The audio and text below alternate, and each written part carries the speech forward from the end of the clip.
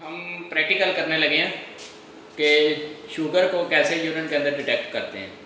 तो सर अजीम हमें सारा प्रैक्टिकल करके दिखाएंगे कि शुगर जो है वो यूरिन के अंदर कैसे डिटेक्ट करते हैं। चलें देखते हैं। और अजीम साहब।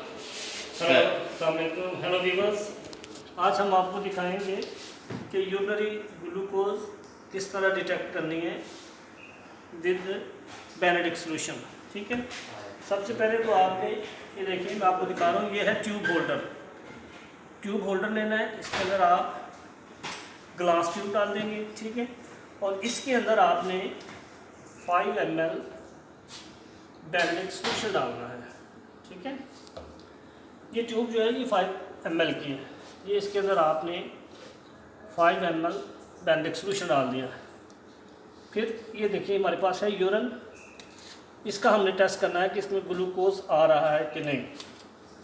अब देखिए पेशेंट का ग्लूकोज लेवल आ रहा था 210 मिलीग्राम। ठीक है, अब उसको कोरिलेट करने के लिए, काउंटर चेक करने के लिए कि आया उसके यूरिन में भी ग्लूकोज आ रही है, तो हम इसका ग्लूकोज टेस्ट करेंगे। ठीक है, यूरिन के आपने 5 ड्रॉप लेने हैं, 1 2 3 4 एंड 5। फिर आपने इसको हीट करना है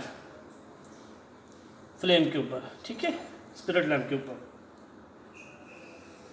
ये आपने इसको हीट किया। अभी आप देखें कि जैसे जैसे ये हीट होगा तो इसका कलर जो है ना वो चेंज होना शुरू हो जाएगा।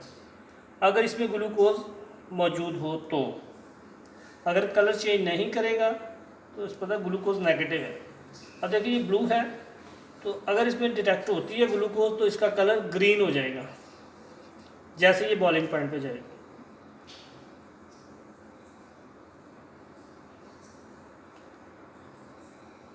ट्यूब का आपने इस साइड पे रखना अपने से दूर, ताकि अगर खुदा ना खास्ता ये बॉयल हो गया आपके ऊपर ना गिर जाए। देखें ना बॉयल हो रहा है।